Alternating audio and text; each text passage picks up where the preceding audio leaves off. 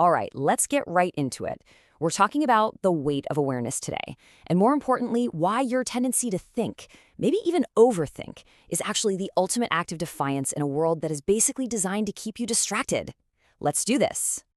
I want you to imagine something for a second. Picture yourself in a super loud, crowded room. Everyone's just reacting, to the noise, the pings from their phones, the chatter. But you're different. You can hear something else. It's this low, persistent hum. The sound of the machinery running behind the walls that nobody else seems to notice. You're the one who stops and asks, wait, what is that? Why is that happening? So, that moment, that pause, that constant why, society has a name for that, right? They call it overthinking. They treat it like a bug, a flaw in your system. But what if it's not a bug? What if it's a feature? What if it's your greatest superpower? That's the huge question we're tackling today. Why is your so-called overthinking actually a radical act of rebellion? And you're going to want to stick around because the final piece of this puzzle is what turns this whole thing from a heavy burden into your most powerful weapon for real. Okay, let's get one thing straight right off the bat. If you've ever felt like you're out of sync with the world, like you're hearing a different song than everyone else, I need you to hear this loud and clear. You're not broken. There's nothing wrong with you. You just process the world more intensely. That's it. And get this, there's actually a name for it. It's a real psychological term, trait introspection. All it means is that your brain is literally wired to go deeper, You don't just look at a tree and go, oh, a tree. You see the whole story, the way the roots dig into the earth, the way the branches reach for the sky. And maybe you even see a bit of your own life in that. It's the difference between hearing a song on the radio and feeling the artist's heartbreak in every single note. And it gets even cooler. This isn't just some abstract idea. It's right there in your brain's wiring. There's a part of your brain called the default mode network. Think of it as your brain's daydreaming and deep thought center. For most people, that part only kicks in once in a while. But for you, for a deep thinker, that network isn't just an on switch you flip occasionally. It's your default setting. It's not a chore to reflect and imagine. It's like breathing. So if this is how you're naturally wired, why does it feel so hard sometimes? Why does it feel like you're swimming against the current? Well, that's because you are. And this brings us to the big external conflict. We have to talk about what I call society's soft tyranny. Yeah, I know, it sounds dramatic, but it's a real thing. A system that is actively, intentionally designed to keep you distracted. The whole game of modern life, it's built around this concept called massification. And the goal is simple: to take unique, authentic, complex people like you and me and turn us into predictable little cogs in a giant machine. The system doesn't want an individual, it wants a data point. It rewards you for fitting in, not for being you. And how does it pull this off? It's not with chains and guards, it's much smarter than that. It uses a whole toolkit of, soft tyranny. We're talking about constant comfort, so you never have a reason to struggle or grow. Endless entertainment, that infinite scroll that's designed to numb your brain, not feed it. Those easy, cheap dopamine hits you get every time your phone dings.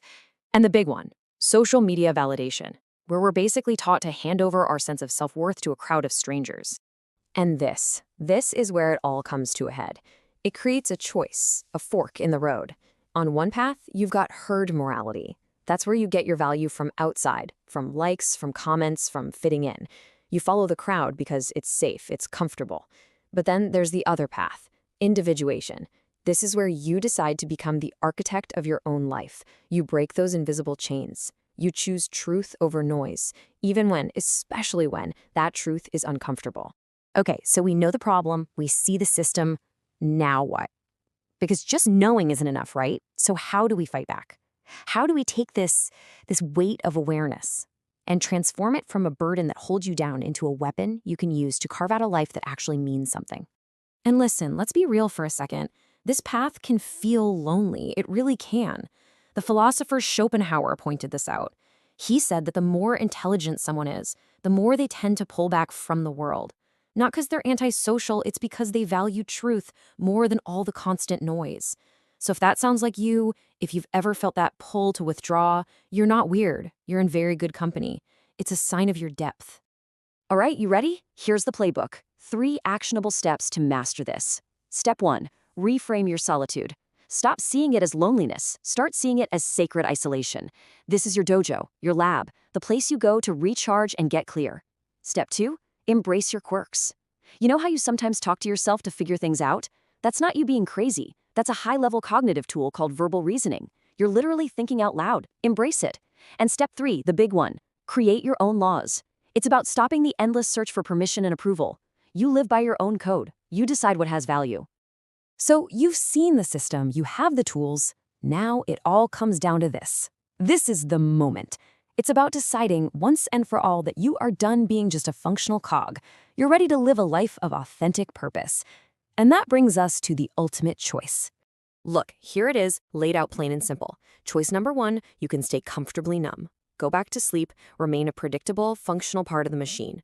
Honestly, you'd just be a puppet pulled by the strings of your own unexamined feelings.